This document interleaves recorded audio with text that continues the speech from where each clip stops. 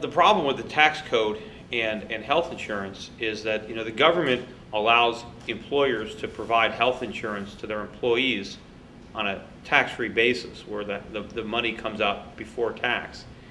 Therefore, employees prefer to be compensated in the form of health insurance rather than wages as money, because if they get money, they're going to have to pay taxes on it. So there's a built-in preference for insurance, and as a result, we have an overutilization of insurance. People use insurance for things that they ordinarily wouldn't use insurance for. In general, you want insurance for low probability, high cost things. Major medical. Something happens that you get cancer, you get hit by a car, you have major expenses. You don't want to use insurance when you get the flu, if you sprain your ankle.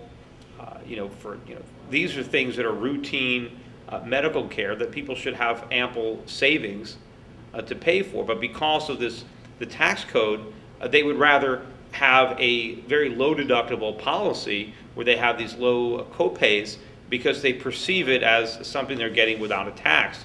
Whereas if they got paid money instead, they would probably be much more conservative in the health care that they purchase, because they would be purchasing it with after-tax money. And also the other problem is now all of a sudden we've got this whole system where health insurance is now coming through your employer. So if you lose your job, you lose your health insurance. It would be much better if individuals were able to buy their own health insurance and take it with them regardless of where they happen to work. And this would happen if we change the tax code. And there's two ways to do that. Either you can tax health care benefits and then lower the income tax on everybody, or increase the personal deduction so that people don't have higher taxes to pay. But now they have the money, they have more money in their pocket, and they can decide, to buy health insurance or not, or what kind of insurance they want. Or you can give people, a tax exempt income with which they can either have the cash or buy health insurance. That would be the equivalent of getting it from your employer. But either way, you want to get the taxes out of it so there is no distortion.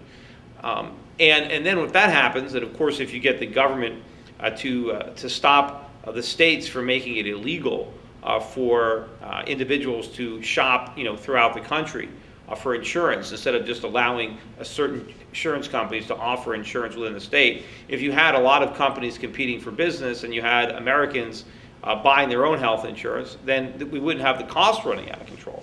It's one of the reasons it's so expensive, is because there's so much overutilization. And of course, when the employers are buying the health insurance, they're not as concerned about it because it's not even their money. It's their employees' money in many cases. Sure, they pay for it, but they pay for it by paying their employees lower wages. People think it's some kind of free benefit.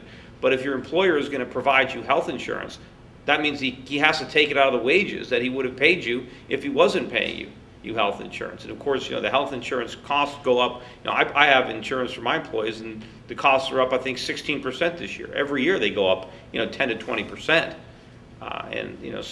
But if we took the insurance out of the employment process, I think insurance would be a lot cheaper, and then medical procedures would be a lot cheaper, because you wouldn't have people overusing the healthcare system because they would perceive a cost.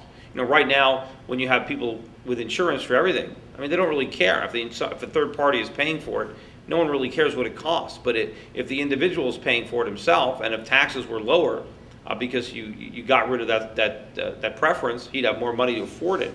But there'd be more competition. People would be shopping, because if you look at the medical procedures that happen outside the insurance system, take a look at eye LASIK surgery, for example. The costs of that procedure have been coming down year after year after year because insurance is not involved. Individuals pay for that out of pocket, so they shop around. They try to find the doctor who will do it for the lowest cost, and the doctors know this, so the doctors have to compete with one another because they know that you can shop around.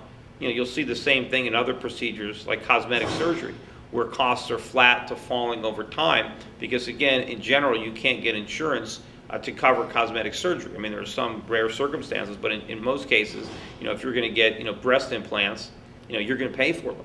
And so women shop around, and they look for a good deal. And the doctors know this, and the doctors have to be competitive.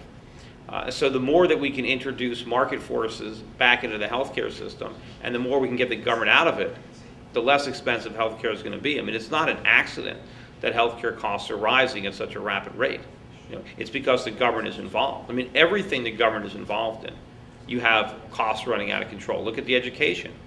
Look at how much tuitions go up. This is not an accident. It's because government is involved. Government highly subsidizes because they guarantee loans for people to borrow money to pay tuitions. But if you look at the areas where government is not involved, I mean, government is not involved in personal computers. They're not involved in cell phones. Yet the prices are falling.